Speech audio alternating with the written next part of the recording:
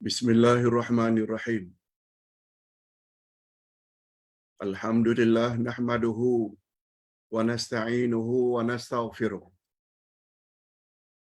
Wa na'udzu billahi min shururi anfusina wa min sayyiati a'malina. Man yahdihillahu fala mudilla lahu wa man yudlil fala hadiya lahu. Asyhadu an la ilaha illallah wahdahu la syarika lah. Wa asyhadu anna Muhammadan abduhu wa rasuluh la nabiyya ba'dah.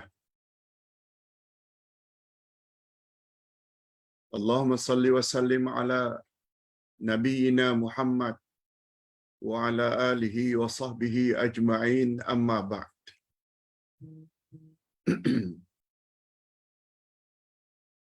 Hadirin dan hadirat serta para pemirsa yang saya hormati, Assalamualaikum warahmatullahi wabarakatuh. Alhamdulillah, kita bersyukur kehadirat Allah Azza wa Jalla. Setelah kita memberi santapan jasmani dengan breakfast, sarapan pagi, kita lanjutkan pula saat ini dengan memberi santapan rohani, yaitu menambah ilmu, yang selalu disebut dengan santapan rohani. Dengar ceramah dengan tazkirah, semua itu termasuk ke dalam santapan rohani.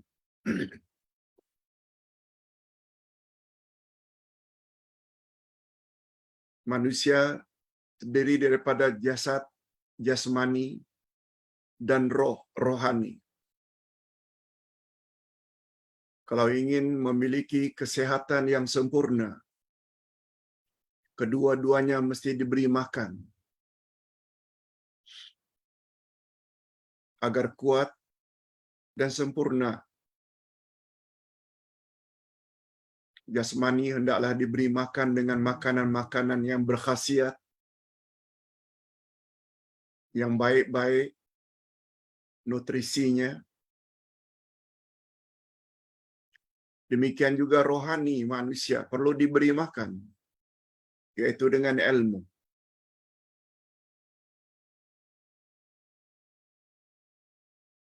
Oleh sebab itu, bila ada manusia yang hanya memikirkan makanan jasmani,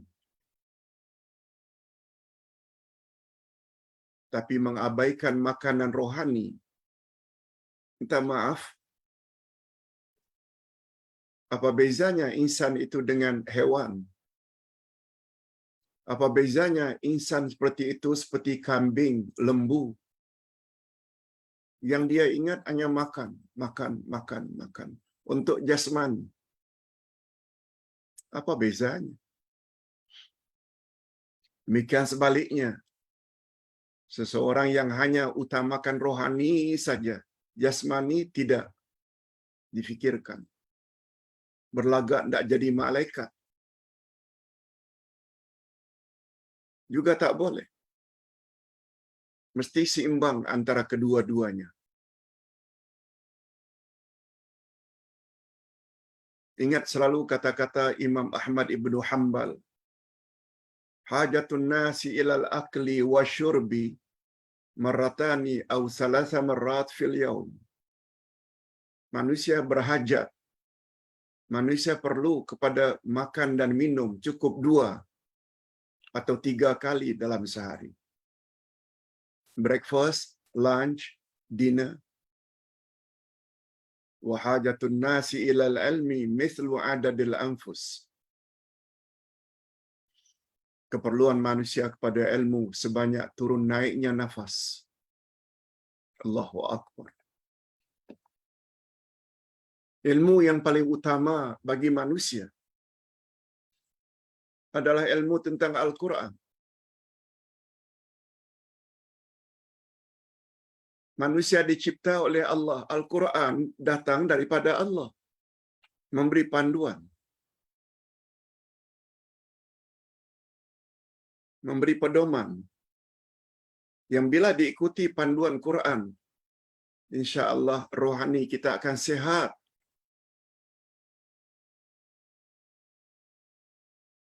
Sebabnya Quran dipanggil kalamullah. Ilmu nomor satu, ilmu tentang Al-Quran. Sebab kandungannya tidak boleh diragukan walau sedikit. Lebih-lebih lagi dalam kita membina akidah, amal ibadat, agar diterima oleh Allah, akhlak, hubungan manusia dengan sesama makhluk, semua telah diatur oleh Al-Quran. Diperjelaskan lagi oleh Nabi Muhammad sallallahu alaihi wasallam. Okey. Kita masuk kepada topik. Seperti biasa pembahasan kita setiap hari, khasnya kuliah duha, 45 hingga 50 minit pertama pencerahan tentang satu-satu topik, diikuti yang kedua, sesi yang kedua menjawab beberapa soalan para jemaah, dan terakhir kita ikuti dengan doa. Doa sangat mustahab. Sebab kata Nabi, doa adalah senjata orang-orang yang beriman. Allah Subhanahu wa taala marah orang yang tidak suka berdoa atau tak suka meminta kepadanya.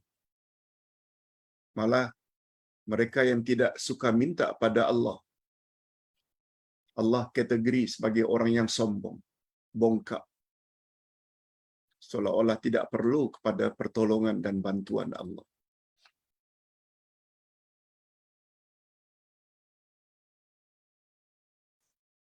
Hadirin dan hadirat serta para pemirsa yang saya hormati, sesi yang pertama, topik yang kita akan bahas ialah pergaulan dengan isteri. Para suami, bagaimana sepatutnya pergaulan anda terhadap isteri dan hukum hakam yang berkaitan dengannya. Ini topik penting kalau ingin mendapat rumah tangga yang harmoni. Pergaulan dengan isteri dan hukum hakamnya. Ustaz langsung saja kepada mukaddimah. Untuk pengetahuan semua,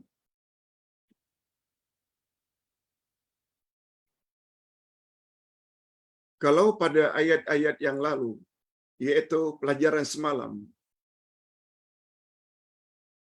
Allah menceritakan tentang isteri-isteri yang telah buat curang, melakukan perbuatan keji, yaitu berzina. Pada peringkat awal, bila cukup saksinya 4 orang, isteri yang berbuat demikian, dia hendaklah dikurung dalam rumah, tak boleh keluar hingga mati.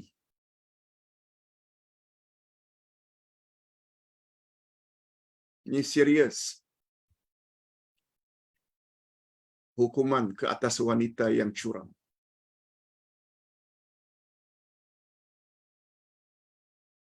Lalu pada ayat berikutnya pula, Allah Subhanahu wa taala memperingatkan ahli waris.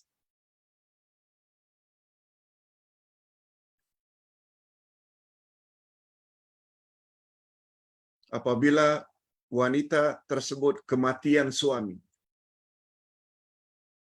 jadi balu, suami meninggal, Allah Subhanahu wa taala memperingatkan kepada ahli waris si mati,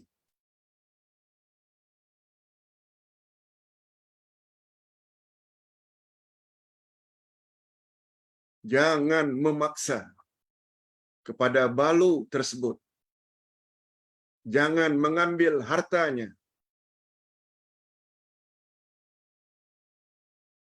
bila ia kawin dengan lelaki lain. Habis iddah, suami meninggalkan, dia boleh kawin. Ahli waris, dengan kata lain keluarga suami yang meninggal, tak boleh halang balu tersebut mencari pasangan yang baru. Tak boleh halang.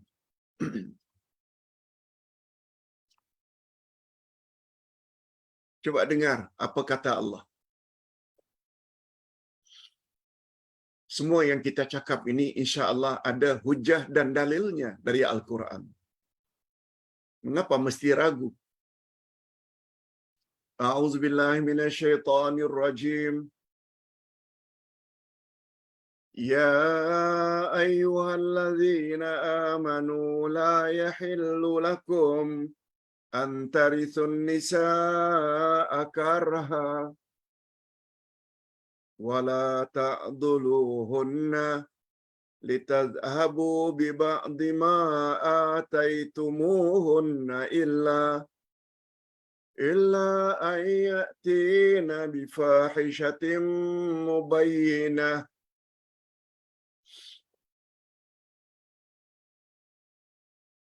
Coba perhatikan terjemah harfiahnya dulu. Orang-orang yang beriman. Allah panggil kepada orang-orang yang beriman seperti kita. Tidak halal bagi kamu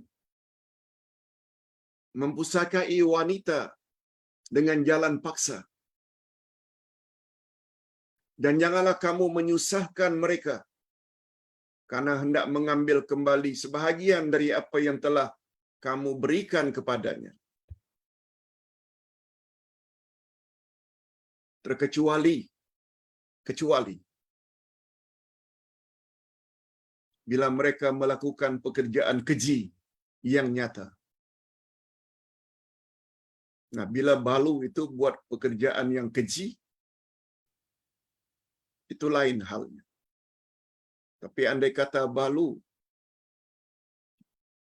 yang ditinggalkan orang itu baik-baik saja, ahli waris tidak boleh memiliki balu itu.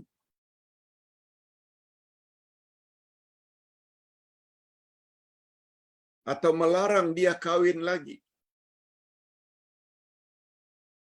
Tak ada hak. Atau mengambil harta yang ditinggalkan oleh suaminya yang meninggal. Tak boleh.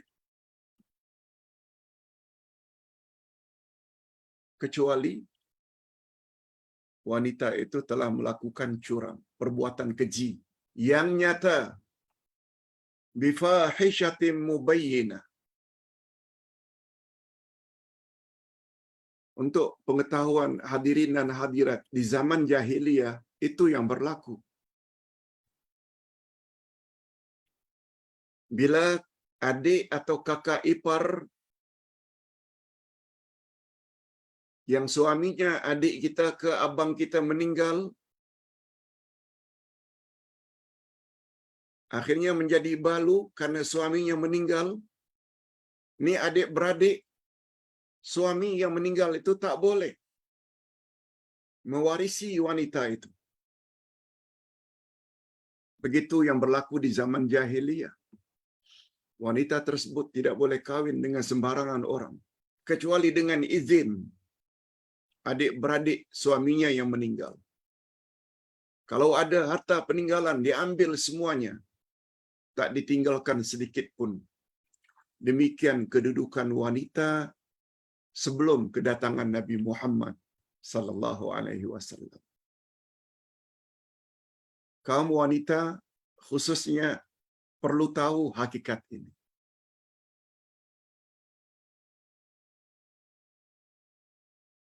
Yang selalu mendakwa Islam ini tak hormat wanita lah. Islam ini menghina wanita lah. Sikap atau komen demikian bila muncul dari wanita-wanita muslimat, nampak sangat yang mereka itu jahil dengan sejarah. Sebelum Nabi Muhammad sallallahu alaihi wasallam diutus, wanita yang kematian suami dia jadi barang warisan untuk keluarga suami. Bukan saja tidak layak terima harta warisan, diri wanita itu jadi milik keluarga. Mereka yang kontrol. Tak boleh kawin dengan sembarang orang.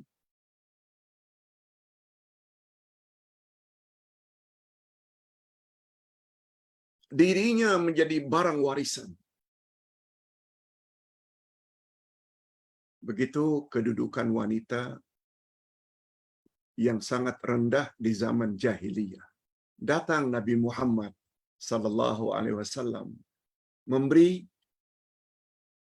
mereka hak yang sepatutnya mereka terima. Sekali lagi, wanita yang selalu mempertikaikan Islam dan menuduh Islam ini zalim terhadap kaum wanita dapat diketahui dengan jelas bahwa wanita tersebut adalah wanita yang jahil, walaupun dia ada PhD, walaupun dia profesor, walaupun dia ada master, walaupun dia seorang menteri,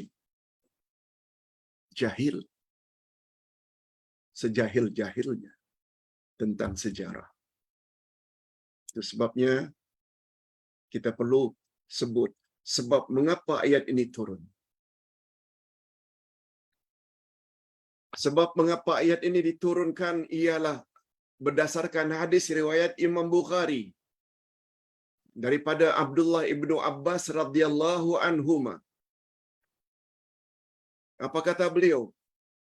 Pada zaman jahiliyah, jika suami meninggal dunia, maka ahli warisnya adalah lebih berhak terhadap janda atau balu tersebut.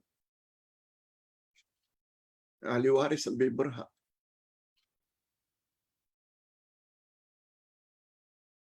Jika ada di antara mereka yang ingin mengawininya, lalu dikawininya, si bapa ke, abang-abang atau adik-adik si mati, boleh kawin. Tak boleh tolak wanita. Tetapi jika mereka ahli waris tidak mau mengawininya, lalu dikawinkannya dengan orang lain, menurut pilihan ahli waris, bukan pilihan wanita, atau tidak ingin mengawininya, ataupun tidak mengawinkannya kepada janda itu sampai mati, itu hak ahli waris. Wanita tersebut boleh dihalang daripada kawin sampai mati. Jadi ahli waris bekas suami adalah lebih berhak terhadap janda atau balu tersebut daripada ahli keluarga janda itu sendiri. Mak bapak perempuan itu tak ada hak. Dan untuk menghapuskan adat istiadat yang buruk inilah, maka turunlah ayat di atas. Lihat macam mana Islam datang mengangkat martabat wanita. Bukan saja mereka tidak boleh dipaksa, mereka juga layak mendapat harta peninggalan suami. Itu Islam.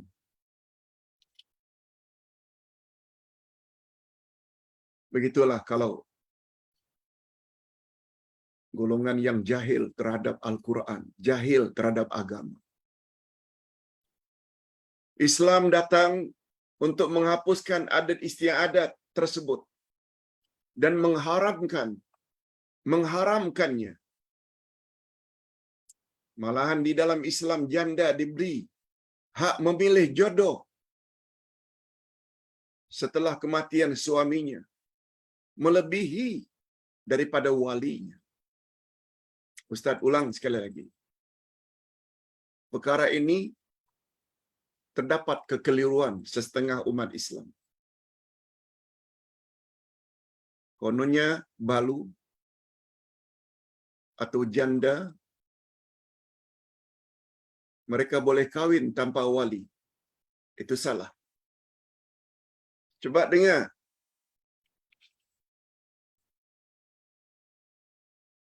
Hadis riwayat Al-Jamaah. An Ibni Abbas radhiyallahu anhu anna an-nabiyya sallallahu alaihi wasallam qala as-sayyibu ahaqqu bi nafsiha min waliha wal bikru yusta'dhanu fi nafsiha wa idhnuha sumatuha rawahul jamaah illa al-Bukhari. Ustaz terjemahkan. Janda atau balu lebih berhak ke atas dirinya daripada walinya.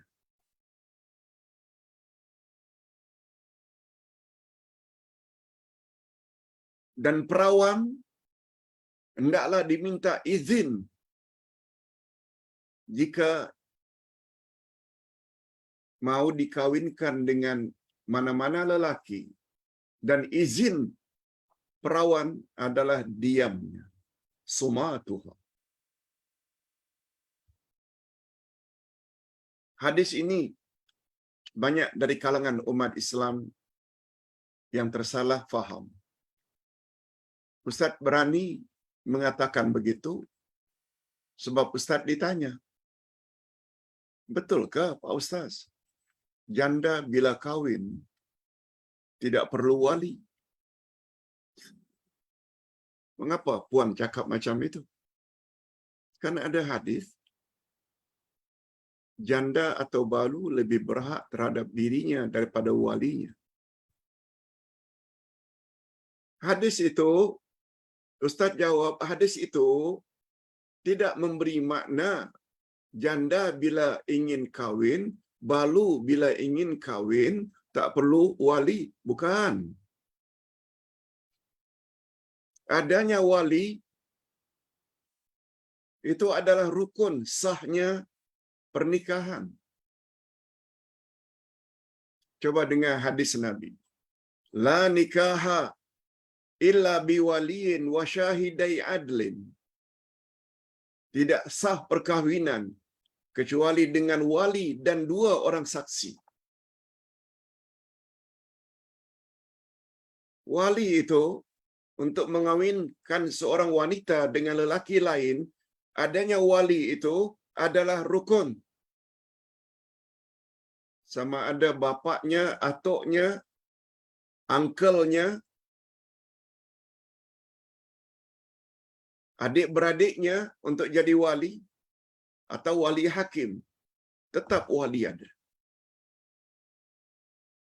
Lalu apa makna hadis itu Pak Ustaz? Balu atau janda lebih berhak terhadap dirinya daripada walinya? Begini, bila dia dah jadi balu atau janda, lalu dia punya pilihan. Karena dia sudah ada pengalaman dengan first husband. Buruk baiknya lelaki. Lelaki yang sifatnya bagaimana yang menjadi idolanya, impiannya. Laki-laki yang macam mana yang patut ditolak. Dia dah ada pengalaman. Mungkin 10 tahun, mungkin 20 tahun. Oleh sebab itu, apabila dia ingin memilih seseorang lelaki untuk menjadi pasangannya, second husband, dia lebih tahu daripada walinya. Itu maksudnya. Bukan wali yang menentukan. Kalaulah wali menyarankan, mengusulkan, mencadangkan, janganlah menjanda terus Carilah kawan, kata si ayah, kata uncle, kata si abang. Kawinlah. Kan sudah 5 tahun kamu menjanda. Macam mana kalau abang atau uncle cadangkan si fulan? Setelah diperhatikan, ternyata janda atau balu itu setuju. Tak jadi masalah. Hanya mencadangkan. Tapi bila dalam hal janda atau balu tersebut tertarik dengan seorang laki-laki,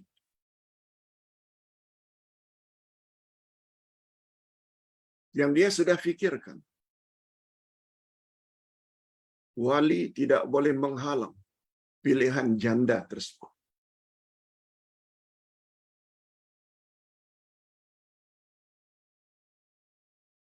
Atau janda atau balu tersebut ada pilihan tersendiri. Ayah, uncle atau abangnya ada pilihan lain. Lalu disuruh fikirkan. Nah, dalam hal ini, yang lebih berhak menentukan pasangannya adalah pilihan si janda, bukan pilihan keluarga. Yes, itu maksudnya bukan bermakna tak perlu wali. Wali tetap perlu, malah jadi rukun perkawinan. Rukun perkawinan kan ada 5. Laki-laki, perempuan, wali, saksi 2 orang, dan yang terakhir ijab kabul. Aku kawinkan engkau dengan si fulan dengan mas kawin sekian, lalu dijawab namanya kabul. Aku terima kawinnya A dengan B dengan mas kawin sekian. Jadi wali adalah rukun. Tak boleh kawin tanpa wali.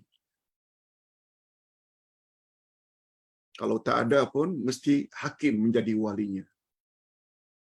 Al-sultanun, as-sultanu waliyun liman la waliyalah. Hakim ada menjadi wali bagi orang yang ketiadaan wali. Sama ada dah meninggal semua, atau tak dapat dikesan wali, kembali kepada wali hakim. Wali juga namanya. Okey.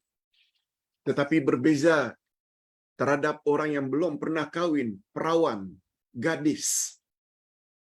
Itu pun tidak boleh dipaksa. Yusta'zanu, dia mesti diminta izin. Bila dicadangkan lalu dia diam, tidak menangis, tidak meronta-ronta, maknanya dia setuju. Itu maksudnya. Redanya gadis adalah diamnya. Ustaz pun tak tahu apakah itu sesuai untuk zaman Nabi saja.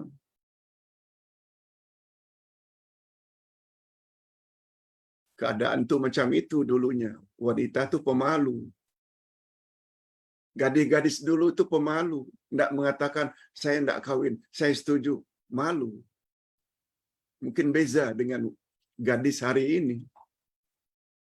Wallahu a'lam. Itu lebih kurang penjelasan tentang ayat tadi. Dia tak boleh dipaksa, tak boleh dihalang bila dia kahwin, tidak boleh diambil hartanya, kecuali, ini kecuali. Bifahishatin mubayyinah. Bila balu tersebut, janda tersebut, buat perkara-perkara yang tak senonoh. Yang itu boleh. Hartanya diambil. Sebab Allah mengecualikan. Sebab itu wanita yang tidak baik. Apakah karena dia nusyuz, durhaka? Apakah karena dia buat banyak maksiat, perbuatan keji, zina? Bila dapat dikesan dan cukup buktinya, Yang macam itu, keluarga suami yang meninggal dunia ada hak berbuat sesuatu.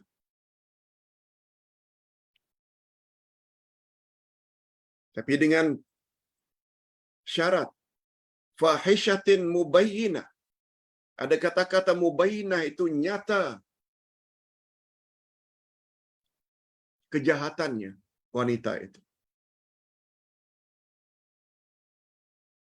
Ini memberi isyarat keluarga suami tidak boleh mereka-reka cerita tanpa bukti semata-mata karena ingin ambil harta wanita tersebut. Tak boleh. Itu faedahnya adanya perkataan mubayyinah. Perbuatan keji yang nyata, yang cukup saksi. Nah, bila itu terjadi, ada hak. Nah, berikutnya Allah berfirman, وَعَاشِرُهُنَّ بِالْمَعْرُوفِ فَإِنْ كَرِهْتُمُوهُنَّ فَعَسَىٰ أَنْ تَكْرَهُوا شَيْئًا وَيَجْعَلَ اللَّهُ فِيهِ خَيْرًا كَثِيرًا. Dengar baik-baik terjemahan harfiah dulu. Dan gaulilah mereka dengan baik. Maknanya gawilalah isteri dengan baik. Kemudian jika kamu tidak menyukai mereka atas sebab-sebab tertentu, ada perbuatannya yang kita benci, maka bersabarlah, wahai suami, bersabarlah.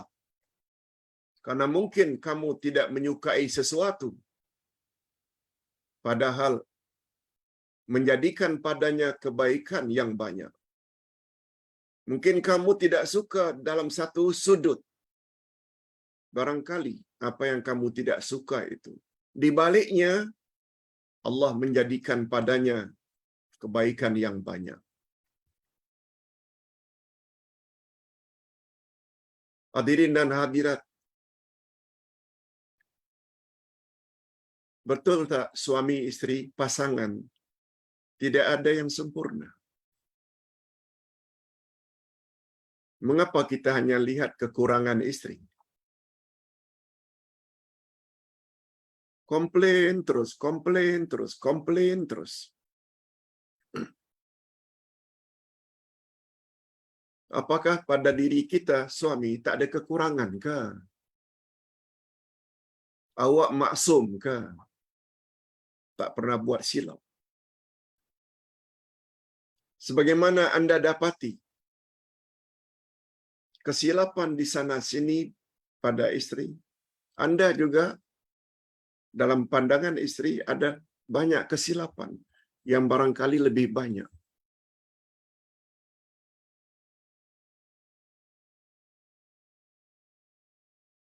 Oleh sebab itu, wanita hendaklah diperlakukan dengan ma'ruf.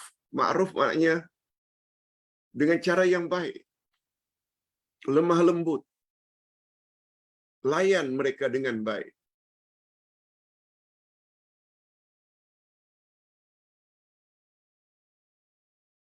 Allah Subhanahu wa taala berfirman, memberi panduan secara umum, walahunna mithlul ladzi 'alaihinna bil ma'ruf. Dan para wanita mempunyai hak yang seimbang dengan kewajibannya menurut cara yang ma'ruf.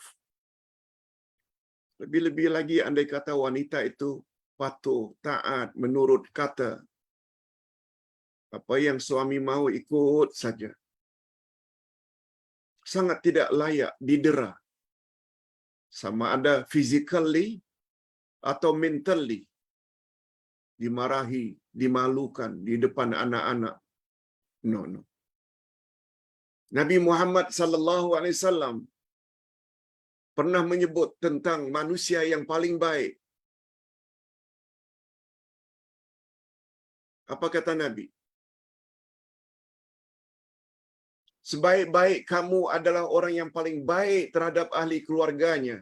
Dan aku, kata Nabi, dan aku adalah paling baik terhadap keluargaku.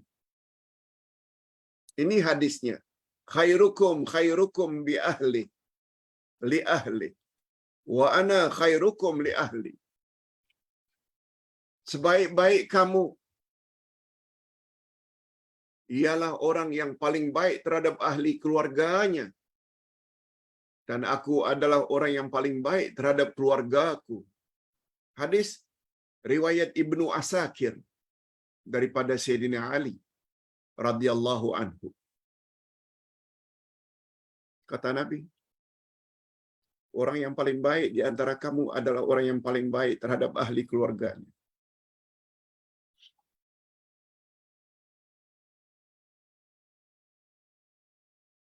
Perkara ini Ustaz jaga sekali.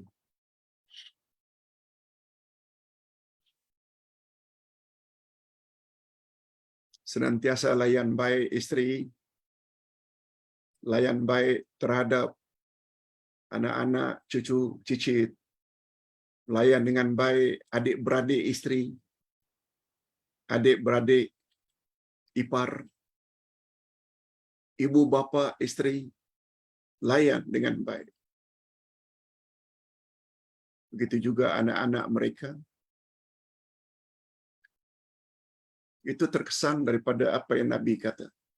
Sebaik-baik kamu adalah orang yang paling baik terhadap ahli keluarganya. Dan Nabi sebut, aku adalah orang yang paling baik terhadap ahli keluarga. Itu mantuk, itu tersurat dalam hadis. Apa dia yang tersirat? Pemahaman tersiratnya apa dari hadis itu? Seburuk-buruk kamu adalah orang yang paling jahat, kasar, bengis terhadap ahli keluarganya. Itulah dia manusia yang paling buruk. Walaupun tidak tersurat, tetapi itu tersirat. Nauzubillahi min dzalik. Oleh sebab itu, bila terdapat pada istri sedikit kekurangan sana sini, kita hendaklah sabar. Sebab Allah kata apa?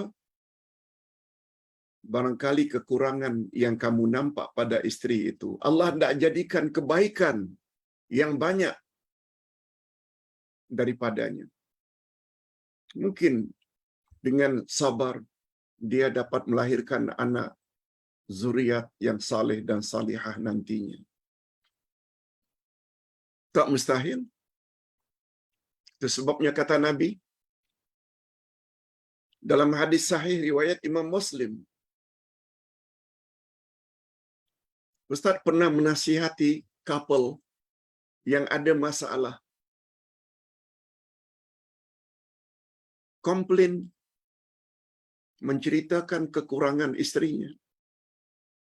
Ustaz gunakan hadis ini. Hadis sahih riwayat Imam Muslim. Apa kata Nabi? La yafraq mu'minun mu'minah in kariha minha khuluqan radiya minha akhar. Coba dengar baik-baik. Dan jadikan dia sebagai prinsip dalam hidup berkeluarga. Janganlah mukmin membenci mukminat. Maknanya laki-laki jangan membenci istrinya. Suami jangan membenci istri. Sekiranya dia benci karena satu tingkah lakunya yang kurang baik, nampak pada istri ada perkara yang kurang baik, maka hendaklah dia reda dengan tingkah lakunya yang lain yang baik-baik. Benci macam mana pun kita kepada wanita dalam beberapa hal yang kita tak suka, mesti ada sudut-sudut yang wanita itu miliki. Kita kena tengok yang baik itu. Akhirnya terpadam semuanya keburukan isteri. Yang tak boleh ini, dan itulah yang menyebabkan, menyambung pertanyaan yang lalu, Mengapa Pak Ustaz wanita paling banyak masuk neraka? Hadis sahih riwayat Bukhari dan Muslim.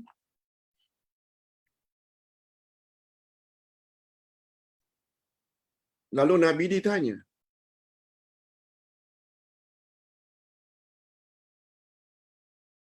apa sebab wanita banyak masuk neraka ya Rasulullah? Nabi jawab, karena dia kufur. Oh, sahabat lagi terkejut. Dia kafir ke ya Rasulullah? Dia tak beriman ke ya Rasulullah? Tidak. Dia kufur terhadap suaminya.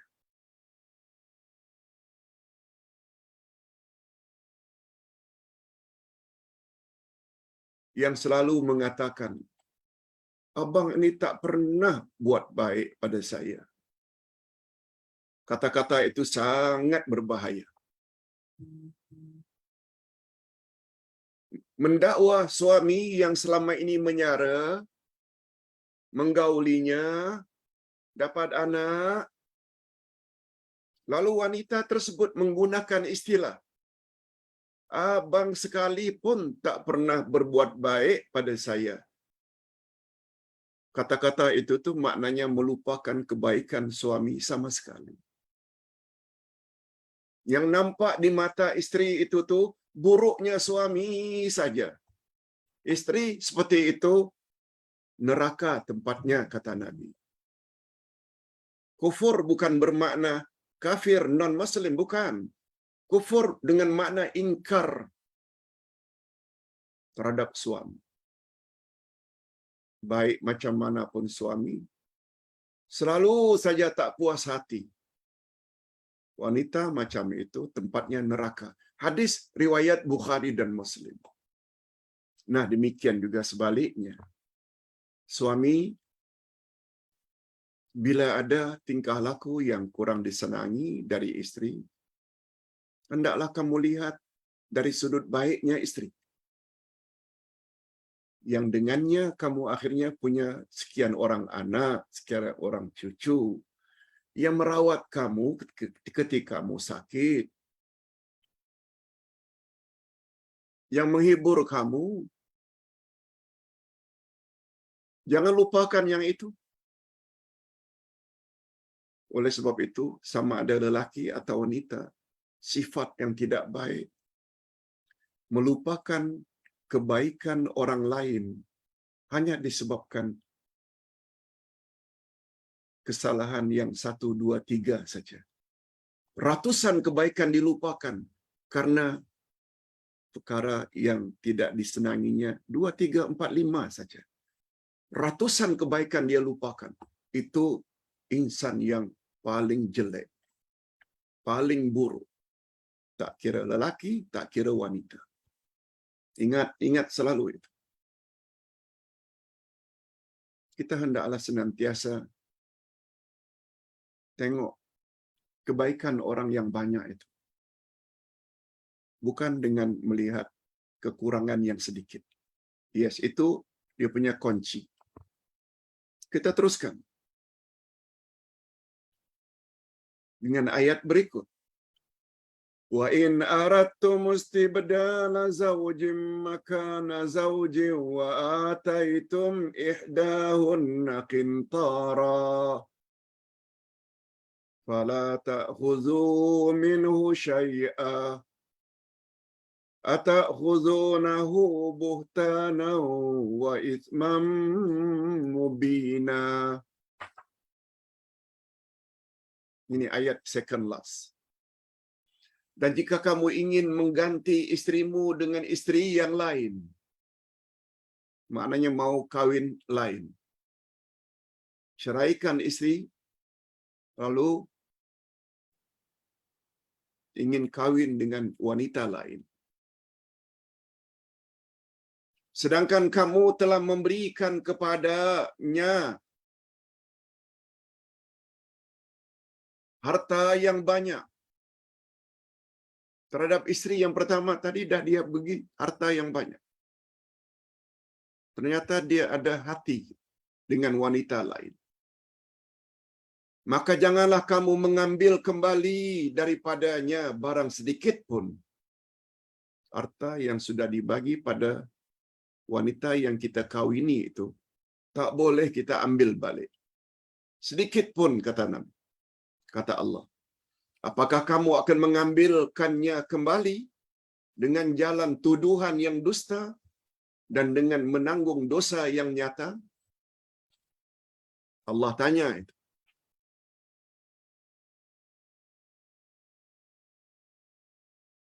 Di dalam ayat ini Allah menjelaskan jika suami ingin mengganti istrinya dengan istri yang lain, maknanya istri pertama mau diceraikan lalu dia mau kawin dengan wanita yang lain. Karena tidak dapat menahan kesabaran bersamanya. Ini andai kata. Sedangkan istrinya tidak pula melakukan perbuatan keji yang nyata. Istrinya baik. Tapi dia tertarik pada wanita lain. Sedangkan istri tidak buat curang, perbuatan keji. Maka suami janganlah mengambil barang atau harta yang telah diberikan pada istri itu, walau pemberian itu dalam jumlah yang banyak. Walau. Bahkan suami wajib pula memberi pada istri yang baik yang diceraikannya itu mut'ah. Mut'ah maknanya tambah dengan hadiah lagi untuk menghibur hatinya yang diceraikan. Sebab perpisahan itu bukanlah atas kesalahan atau permintaan istri, tapi semata-mata suami ingin mencari kemaslahatan untuk dirinya saja. Dia tertarik dengan wanita lain. Okey, tak mengapa. Islam tidak larang. Tapi jangan kamu buat-buat alasan. Oh, dia tu beginilah tanpa bukti untuk kita ambil balik rumahnya ke, keretanya ke, kebun yang kita dah bagi. No. Orang beriman, jangan buat itu. Kalau awak buat itu bermakna awak tidak beriman. Tidak beriman kepada Allah, tidak beriman kepada kalamullah. Kalau itu pilihan kamu, silakan. Tapi jangan kamu tambah-tambah penderitaan istrimu yang baik itu dengan mengambil hartanya dan lain-lain.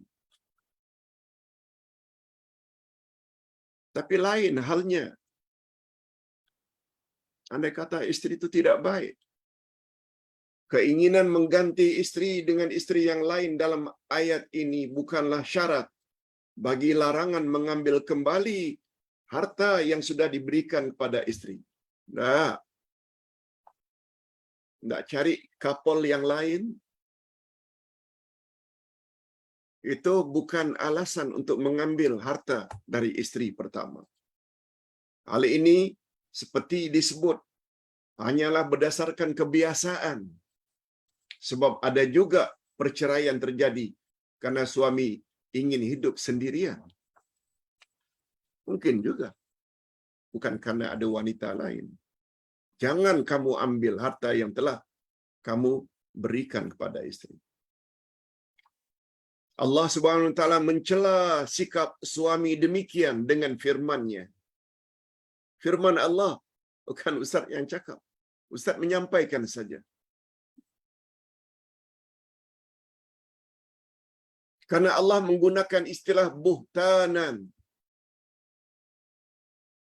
wa isman.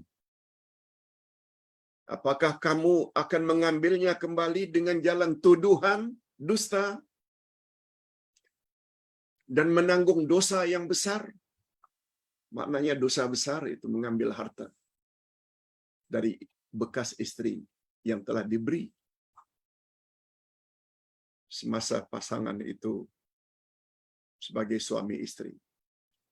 Allah memperingatkan, apakah suami mau menjadi orang yang berdosa karena tetap meminta kembali harta mereka dengan alasan yang dicari-cari? No. Ini Allah sebut pada ayat yang terakhir. Wa kaifa ta'khuzunahu wa qad afdha ba'dukum ila ba'd wa akhadna minkum mitsaqan ghaliza. Bagaimana kamu akan mengambilnya kembali padahal sebahagian kamu telah bergaul, bercampur dengan yang lain sebagai suami istri. Kamu telah mengadakan hubungan kelamin. Dan mereka, istri-istrimu, telah mengambil dari kamu perjanjian yang kuat, yaitu akad nikah. Itu perjanjian yang sudah kuat. Lalu setelah diberi, mau diambil balik. Sangat tidak wajar. Kecuali jika orang itu memang tak ada iman. Yang kedua, sebabnya mengapa tidak boleh diambil. Bagaimana kamu akan mengambilkannya kembali? Padahal sebagian kamu telah bergaul, bercampur dengan yang lain sebagai suami istri, yaitu jima, malah melahirkan beberapa orang anak.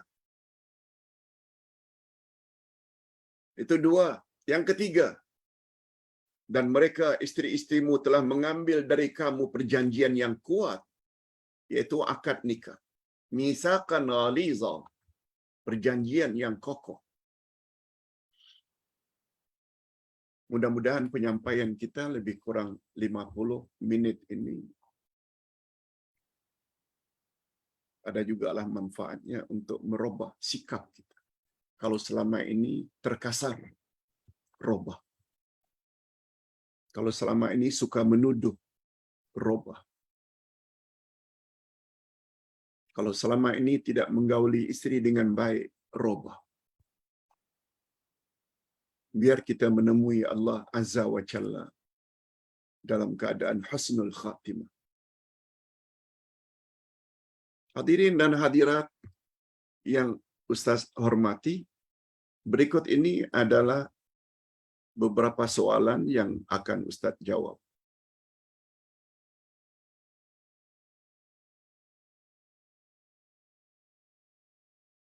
Soalan yang pertama.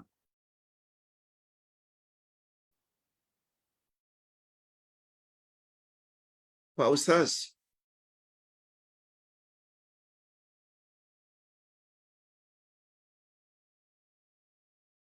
kita tahu hukum rasuah. Kalau di sana seberang itu dipanggil dengan korupsi. Banyaklah istilah-istilah lain, under table, suap, rasuah, mempunyai makna yang sama.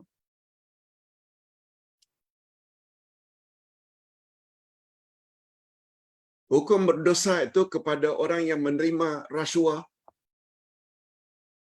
dan pemberi rasuah sajakah? Atau termasuk yang lain lagi? Yaitu sebagai orang tengah. Hadirin dan hadirat rahimakumullah. Pertanyaannya, apakah mereka ketiga-tiganya kongsi dosa? Mendapat dosa yang sama? Ustaz jawab dulu. Nabi SAW bersabda dalam hadis riwayat Imam Ahmad, La'natullahi 'ala rashi wal murtashi wal ra'ish. Allah melaknat, Allah mengutuk orang yang menerima rasuah, orang yang memberi rasuah, dan orang yang menjadi perantaraan antara penerima dan pemberi. Orang perantaraan.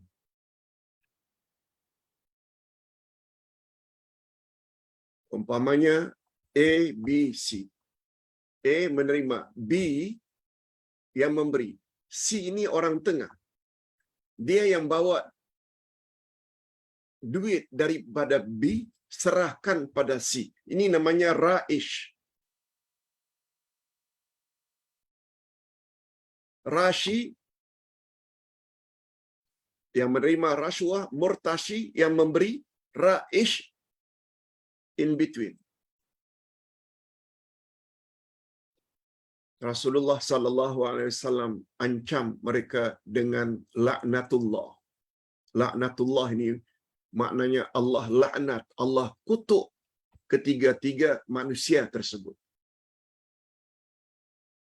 Dalam ilmu usul, sesuatu itu haram dan dosa besar tak semestinya disebut haram. Sebagaimana firman Allah, wa ahallallahu bai'a wa harrama riba. Allah halalkan jual beli dan Allah haramkan riba. Confirm riba itu haram. Hurrimat alaikumul maitatu waddamu wa lahmul khinzir. Diharamkan ke atasmu makan bangkai, darah dan daging khinzir. Clear, hurrimat. Tapi sesuatu dihukumkan haram dan dosa besar, kadang-kadang dengan menggunakan istilah yang lain. Tidak masuk syurga. Orang yang memutuskan silaturahim, tak ada kata haram pun, tapi itu membawa makna dosa besar.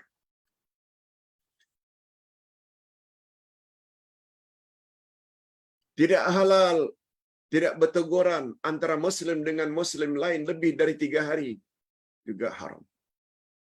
Satu lagi, bila menggunakan istilah laknat. Allah melaknat, Allah mengutuk penerima rasuah, pemberi rasuah dan perantara. Macam mana perantaraan, Ustaz, kena terima juga dosanya? Sebab dia termasuk ke dalam bab bertolong-tolongan dalam perkara dosa. Lihat ayat 3 dari surat Al-Maidah. Wa ta'awanu 'alal birri wat taqwa. Bertolong-tolonglah kamu dalam perkara baik dan takwa. Tolong dengan kirim YouTube ini kepada grup. Itu bertolong-tolong dalam perkara baik dan takwa. Wala ta'awanu 'alal itsmi wal 'udwan. Jangan kamu bertolong-tolong dalam perkara dosa dan permusuhan. Bukankah rasuah itu dosa? Kita pula jadi orang tengah. Kongsi dosa. Sama-sama dapat laknat Allah. Dan dalam bahasa Arab, laknat maknanya dijauhkan daripada rahmat Allah. Susah orang tersebut masuk syurga. Sebab syurga itu adalah rahmat. Sebagaimana firman Allah dalam hadis qudsi, ya ayyatuhal jannah, anti rahmati. Wahai syurga, kata Allah, engkau adalah rahmatku. Syurga itu rahmat. Orang yang rasuah dilaknat, dan laknat maknanya dijauhkan dari rahmat Allah. Na'udzubillahi min dzalik. Pak Ustaz, penagih rokok, penagih arak, jika tak dapat, fikirannya kacau, sehingga dia minum, sehingga dia merokok.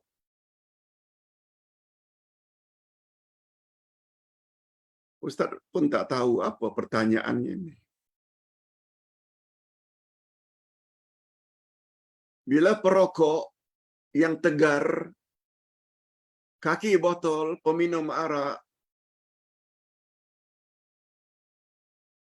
bila tak dapat rokok dan tak dapat arak, pikirannya kacau. Sebenarnya peranan dua benda itu memang mengacaukan fikiran.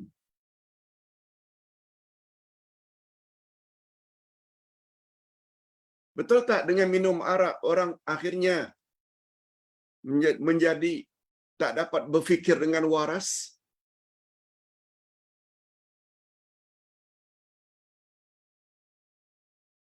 Itu maknanya mereka sedang mabuk.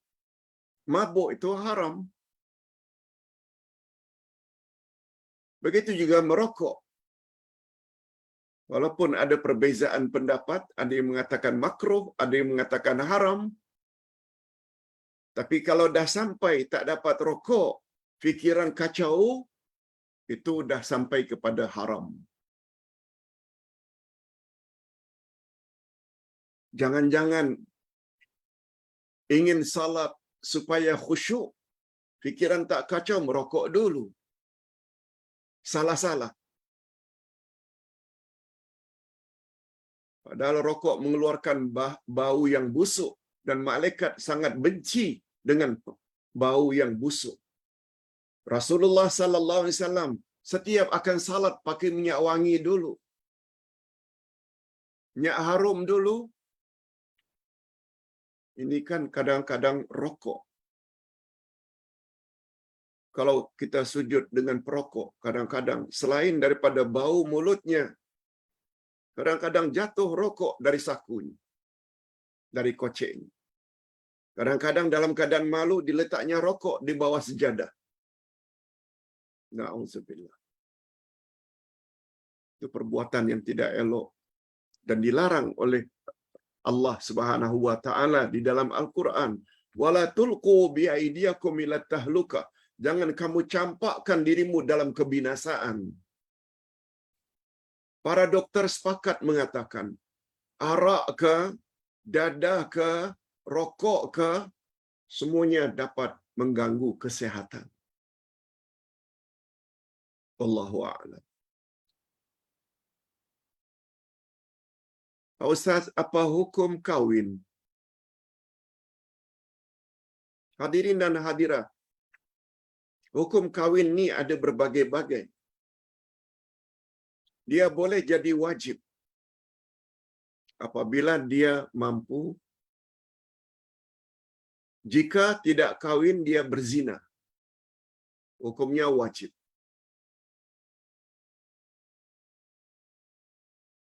Kawin itu hukumnya wajib. Untuk siapa, Pak Ustaz? Untuk orang yang ada kemampuan, yang jika dia tidak kawin, dia berzina. Lain halnya orang yang tidak mampu.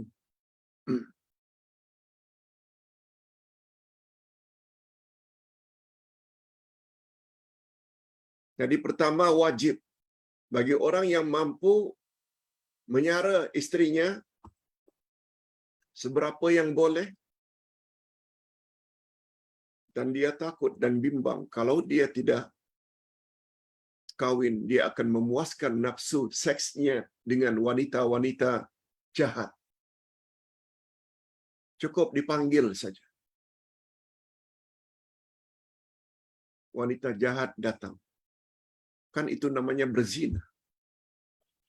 Yang kedua, makruh. Maaf, yang kedua, sunat.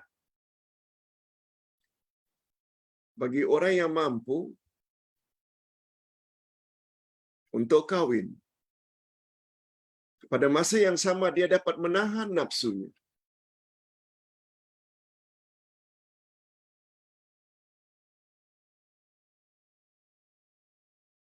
Lebih-lebih lagi kalau dia dapati dirinya tidak dapat memberi nafkah batin kepada pasangannya daripada mengecewakan orang lain.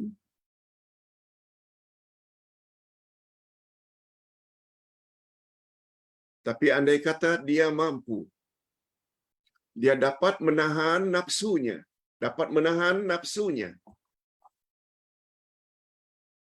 Namun demikian, dia kawin juga. Wah, itu sunat. Apalagi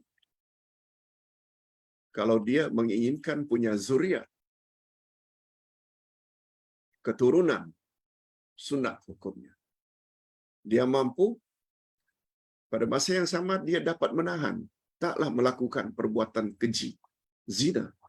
Tapi dia kawin juga, sunnah. Ini terbaik. Yang ketiga, haram. Apabila dia kawin semata-mata untuk membalas dendam.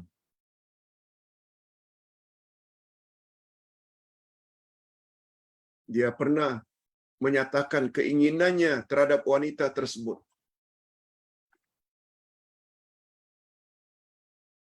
Tetapi dia dicaci di khalayak ramai, dimalukan di khalayak ramai. Taruhlah wanita tersebut kawin dengan lelaki lain. Lalu dia pergi ke tukang-tukang sihir, bomo-bomo, supaya mengiringkan sihir pembenci, yang akhirnya terjadilah cerai-berai. Setelah itu, dia pun ingin kawin dengan wanita tersebut. Tujuannya semata-mata tidak balas dendam. Karena dulu pernah dimalukan di khalayak ramai. Perkawinan macam itu haram hukumnya.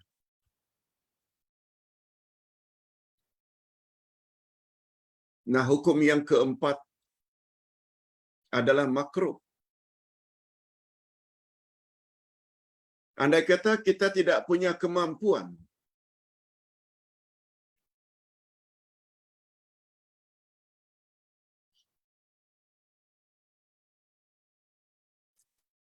kita tidak ada kemampuan untuk menyara pasangan. Namun demikian, kita tidak kawin juga. Kita tidak kawin juga. Itu hukumnya makruh. Boleh, perkawinannya sah. Barangkali inilah yang dimaksudkan oleh Nabi dalam hadis. Apa kata Nabi?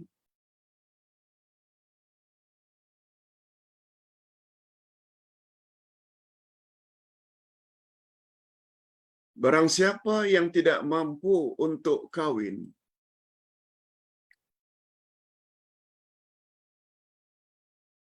karena ketiadaan biaya, maka hendaklah dia berpuasa sunat. Sebab puasa dapat menghalang dia dari perbuatan keji. Barang siapa yang tidak mampu untuk kawin, tak mampu dengan makna tidak ada biaya. Bila dah kawin, mestilah isteri itu disara. Sekarang tak ada. Nabi suruh supaya dia banyak berpuasa. Tapi apabila dia kawin juga dengan berbagai-bagai cara, boleh perkawinannya sah, cuma makruh. Karena tak dapat menyara dengan sempurna. Wallahu a'lam. Itu terhadap hukum perkahwinan.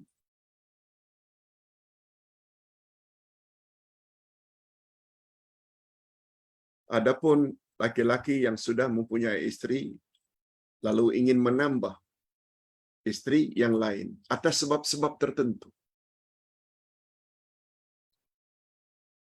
ingin berpoligami, dia juga tertakluk dengan hukum yang sama. Dia punya isteri tapi suka bepergian overseas berbulan-bulan, sehingga dia tak dapat menahan nafsunya, bimbang terjadi perbuatan keji menimpanya, zina. Lalu dia kawin dengan wanita lain. Semua kita tahu hukum poligami adalah dibolehkan, asalkan dia dapat berlaku adil. Baik, pertanyaan yang terakhir. Pak Ustaz, jika suami marah kepada isteri yang ingkar, lalu keluar dari mulut suami, kita berpisah, dan tidak ada lagi hubungan sebagai suami isteri. Keluar kata-kata ini dari suami kepada isteri atas sebab-sebab tertentu. Kita pisah. Mula hari ini tak ada lagi hubungan kita antara suami isteri. Pertanyaan, apakah ucapan itu jatuh talak, Pak Ustaz? Sudah berlalu 5 tahun. Couple ini tidak berhubungan zahir batin. Allahu Akbar. Hadirin dan hadirat, Ustaz ingin fokus terhadap ucapan suami itu. Dalam ilmu fiqh yang Ustaz belajar, talak ada dua bila ditinjau dari sudut nyata atau kiasan. Talak ini, cerai ini, boleh dibahas dari beberapa sudut. Kalau talak itu boleh dirujuk, namanya talak raja'i. Talak satu, talak dua. Ada talak yang tak boleh rujuk lagi. Itu namanya talak bain. Kita tidak bahas bab itu. Yang kita bahas ucapan talak itu jatuh ke atau tak jatuh. Dari sudut itu, talak dibagi kepada dua. Ada namanya talak sarih. Yang kedua, talak kinayah. Talak sarih maknanya talak yang nyata. Bila menggunakan perkataan talak atau terjemahan yang serupa dengan makna talak. Bahasa Melayu umpamanya pisah. Bahasa Melayu juga membawa makna cerai. English mungkin seingat Ustaz divorce. Begitu juga bahasa Cina, bahasa India. Andai kata terjemahan dari talak, maka jatuhlah talak. Sebab itu namanya talak sarih. Talak yang jelas, talak yang nyata.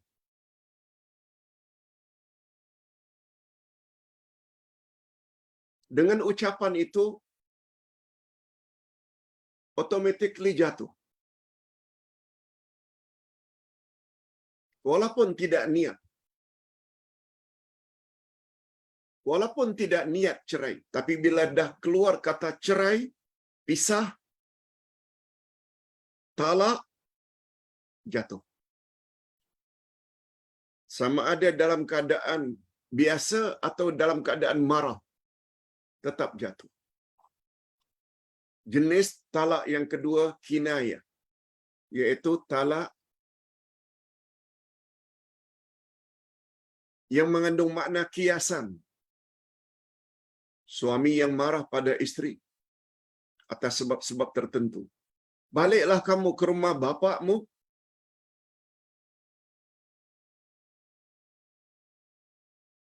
Suruh balik.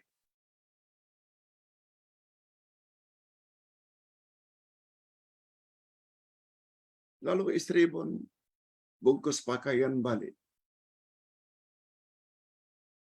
Talak macam itu namanya talak kinayah. Talak kinayah memerlukan kepada niat. Andai kata suami menyebut baliklah kamu, berambuslah kamu dari rumahku, baliklah ke rumah keluargamu, bila diikuti dengan niat talak, niat cerai, jatuh cerai. Tetapi bila dia tidak niat cerai atau talak, tak jatuh. Itu namanya talak kinayah. Berbeza dengan yang pertama, aku ceraikan kamu, kita pisah sebagai suami isteri. Tak ada lagi hubungan suami isteri sejak hari ini. Kita cerai. Mengeluarkan kata cerai, pisah, talak. Tak perlu kepada niat. Oleh sebab itu terhadap couple yang sudah 5 tahun berlalu, sampai kini tidak ada hubungan zahir dan batin, jangan teruskan. Perlu buat penyelesaian. Segera. Kasihan isteri. Awak bolehlah kahwin lagi, 2 ke 3 ke isteri. Andai kata itu masih lagi ada ikatan perkahwinan, dia tidak boleh kahwin dengan mana-mana lelaki. Nasihat Ustaz, segera pergi ke pejabat qadi, minta pandangan mereka dan fatwa mereka boleh diambil kira. Timbul pertanyaan, Pak Ustaz, saya telah diusir begitu. Saya tidak tahu suami saya punya niat cerai ke atau tidak. Yes. Kalau itu pertanyaannya, kata ulama fiqh, kamu, hei istri atau keluarga istri, perlu tanya kepada suami. Awak ada niat ke ketika menyuruh anak saya balik ke rumah saya? Baliklah kamu ke rumah ibu bapakmu. Si bapa atau si ibu tanya kepada suami, ada niat cerai atau tidak? Kalau dia katakan tidak ada niat cerai, maknanya tak jatuh. Kalau dia niat cerai, maknanya jatuh. Timbul pertanyaan, Pak Ustaz, kata siapa yang perlu dipegang dalam hal ini? Jawabnya, kata suami. Sebab yang punya hak mencerai hanya milik suami. Apakah dia cakap betul ke dia bohong, itu dia tanggung. Si istri tak berdosa. Mudah-mudahan pencerahan serta tanya jawab pada pagi ini dapat menolong memberi pengetahuan sehingga kita tidak jadi orang yang ragu-ragu karena kita ada ilmu dan yakin. Kita akhiri dengan doa. Sebelum Ustaz akhiri dengan doa, Ustaz ingin ingatkan pada jemaah semua, esok tidak ada kelas. Sebab Ustaz sampai masanya 4 bulan kena check up di Institut Jantung Negara IJN. Minta maaf. Namun demikian,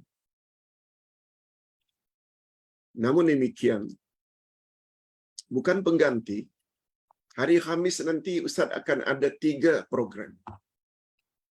Hari Khamis, sesi jam 10. Kemudian sesi jam 1 hingga 1.50 di TM. Dan malamnya, Ustaz diminta memberi ceramah di suatu masjid yang berkaitan dengan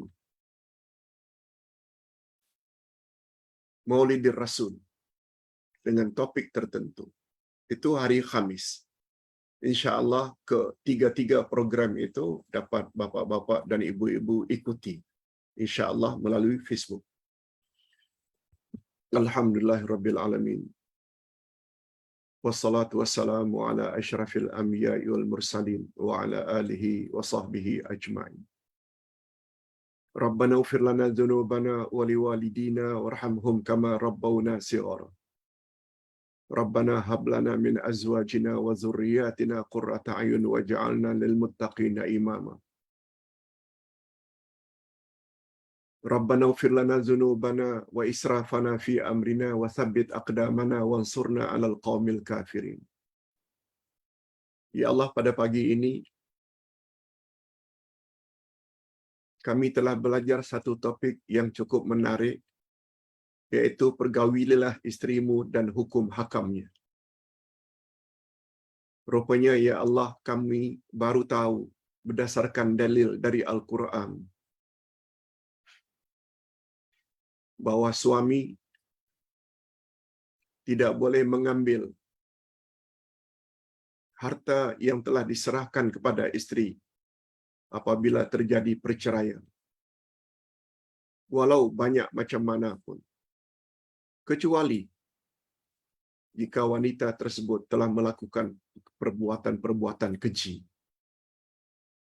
Ya Allah, ya Tuhan kami, pagi ini kami juga baru tahu adat istiadat Arab jahiliyah sangat buruk. Apabila suami meninggal, maka balunya menjadi hak bagi ahli waris. Sama ada mengawininya atau mengawinkannya kepada orang lain, mengambil hartanya, Jadi wanita di zaman jahiliyah bukan saja tidak layak menerima harta peninggalan suami, malah dirinya menjadi barangan pusaka.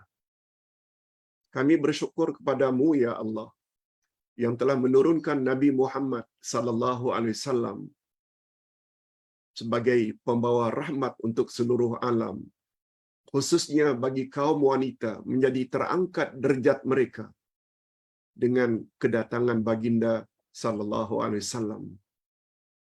Oleh sebab itu jadikanlah kami orang yang senantiasa taat kepadamu ya Allah dan taat kepada sunnah Rasulmu ya Allah. Hindarkan kami daripada menjadi orang-orang yang jahil, yang selalu menuduh Islam telah mendiskreditkan atau membeza-bezakan dan merendah-rendahkan kaum wanita. Rupanya Islam datang untuk membangkit dan mengangkat derajat wanita melebihi daripada agama-agama lain. Allahumma khtim lana bihusnil khatimah wa la takhtim alaina bisu'il khatimah. Allahumma anta rabbuna farzuqnal istiqamah.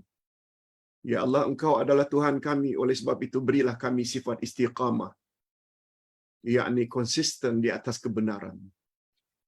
Akhirilah hidup kami dalam keadaan akhir yang baik, akhir dalam iman dan amal saleh. Wa sallallahu ala nabiyyina Muhammad wa ala alihi wa sahbihi ajma'in. Subhana rabbika rabbil izzati amma yasifun. Wa salamun alal mursalin. Walhamdulillahi rabbil alamin. Subhanakallahumma wa bihamdik. Ashhadu an la ilaha illa anta astaghfiruka wa atubu ilaik. Wassalamualaikum warahmatullahi wabarakatuh.